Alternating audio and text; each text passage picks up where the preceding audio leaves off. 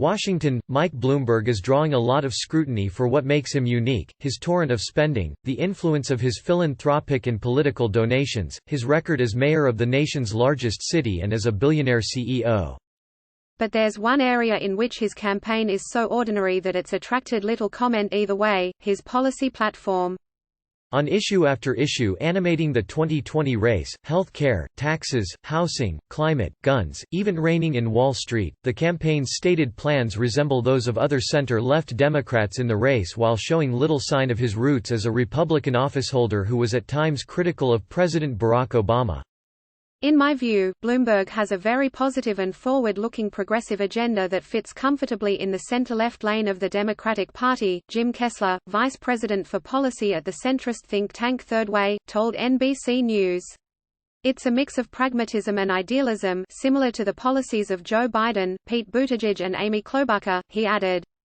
A spokeswoman for Bloomberg's campaign, Rachel Nagler, said the candidate sought out policies that had a realistic chance of passing Congress. "A policy isn't going to do anyone any good if it sits on a shelf," Nagler said. Bloomberg joked last year he'd have to change all of my views and go on an apology tour if he ran as a Democrat, and his 2020 platform tacks away from some of his previous positions, leading some critics to question his commitment. After declaring he opposed minimum wage increases, for example, he announced his support for them as a candidate, aligning himself with the Democratic consensus.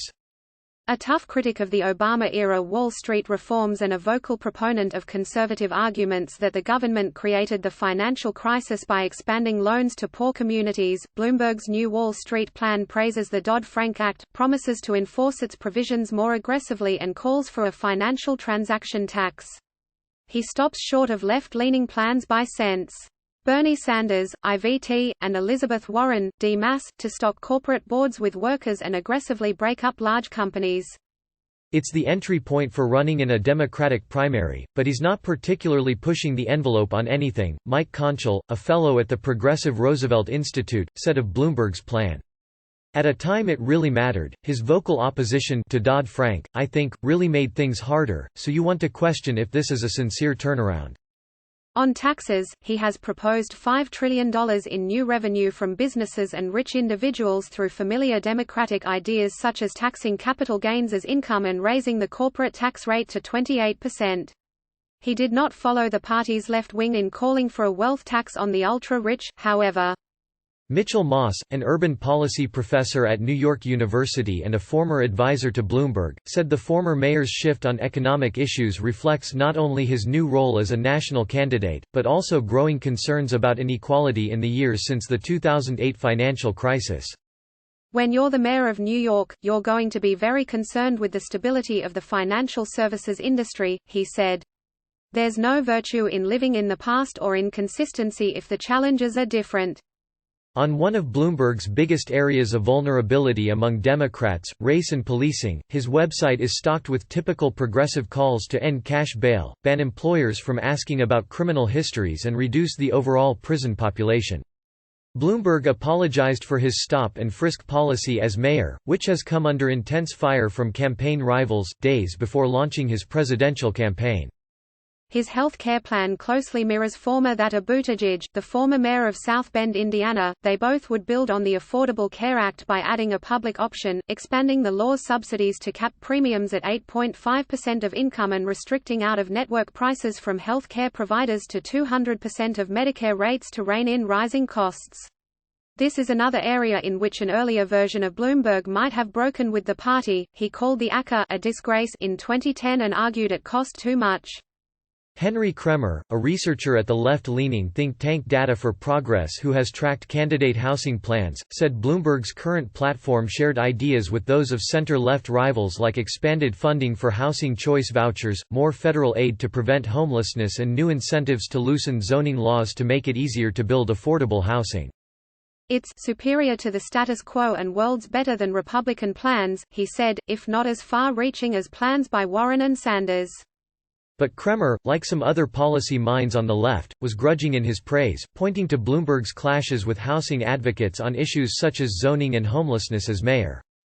Nagler, the Bloomberg campaign spokeswoman, said his past and current positions were not especially different, but she added that the mark of a true leader is her or his ability to learn and grow, and that this sometimes means evolving their views as they become more informed and through listening to the citizens they serve. Bloomberg has been a major donor to advocacy groups over the last decade on a variety of issues, and his work is reflected in his platform. On guns, one could argue Democrats have followed Bloomberg's lead. He's the biggest funder of advocacy groups that they rely on for policy recommendations, but the result is they have similar plans to ban assault weapons and expand background checks, among other ideas.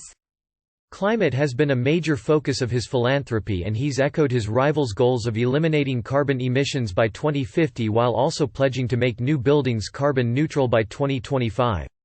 Still, Bloomberg received a C+ from Greenpeace USA for his plan, the same score as Klobuchar, a senator from Minnesota.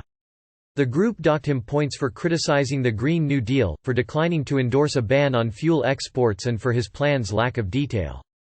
There's a lot of gaps in his plan when you get into the policy specifics of how he would move us away from fossil fuels, said Ryan Schleter, a spokesman for Greenpeace USA. The rating doesn't take the scale of his giving into account. He's committed $1 billion to pushing the economy away from both coal and, more controversially, natural gas. Bloomberg clashed with teachers' unions as mayor and as a donor over issues such as charter schools and performance standards for teachers. The party has shifted away from that approach since he left office, so this could be an area in which he stands out within the field, but he still hasn't released a detailed plan for K-12 education. Like other Democrats, he supports universal preschool and boosting tax credits for parents. On higher education, Bloomberg has adopted a framework similar to those of rivals such as Klobuchar and Biden, the former vice president, that included calls to increase student aid, subsidize tuition-free college at two-year schools, route graduates to income-based repayment plans, and fund historically black colleges and universities. He drew the line at the Warren-Sanders wing's proposals, such as tuition-free public universities and mass student debt cancellation. Bloomberg's plan did include a demand that colleges end legacy admissions or lose out on federal aid, however, an idea that hasn't been widely discussed. And despite his self-funding and claims that his wealth insulates him from pressure to please donors, Bloomberg seems to be operating in sync with rivals asking for donations.